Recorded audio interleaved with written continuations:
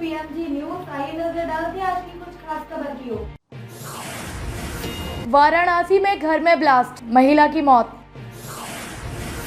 धमाके से छत गिरी, घायल महिला बोली धमाका हुआ फिर कुछ समझ में नहीं आया।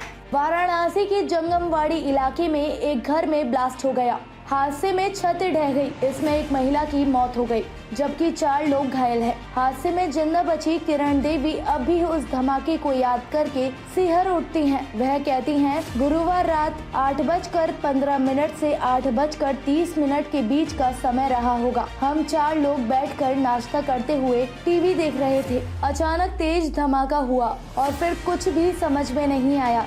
हम लोग अलमारी के नीचे दब गए।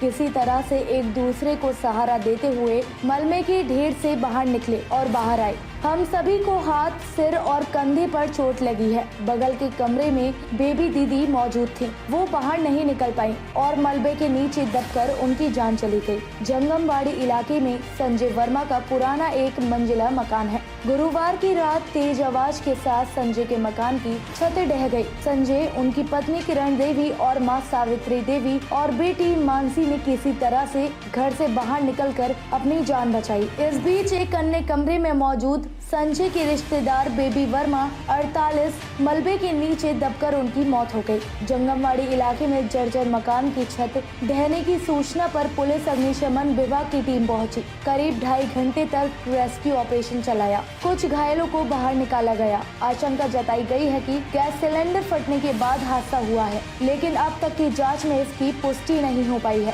फिर मकान कैसे ढहा, इस सवाल का जवाब अभी तक नहीं मिल पाया है। हादसे में बचने वाले संजय और उनके परिवार के लोगों ने बताया कि समझ में नहीं आया कि क्या हुआ था। अचानक तेज धमाके के साथ मकान की छत भर कर हमारे ऊपर गिर पड़ी। किसी तरह से हम लोग बाहर निकले हैं। बेबी पर जब ध्यान गया तब तक बहुत देर हो चुकी थी। वहीं मोहल्ले के लोगों ने बताया कि मकान को लेकर परिवार के लोगों में आपसी विवाद था। इसी वजह से उसकी मरम्मत भी नहीं हो पा रही थी और घर के लोग जर्जर मकान में रहने को मजबूर थे। अगर सही समय पर मरम्मत हो गई होती तो बेबी की जान बच जाती। डीएमएस राजलिंगम ने कहा कि गैस की दुर्गंध आ रही थी, लेकिन फिलहाल इसकी पुष्टि नहीं हो सकी है कि गैस सिलेंडर फटने से हादसा हुआ है। मकान से 6 गैस सिलेंडर बाहर निकाले गए हैं। अग्निशमन विभाग की टीम को जांच करने को कहा गया है। नगर निगम प्रशासन को एक बार फिर निर्देशित किया जाएगा कि जर्जर मकानों को लेकर गंभीरता बरतते हुए उनका समाधान कराएं।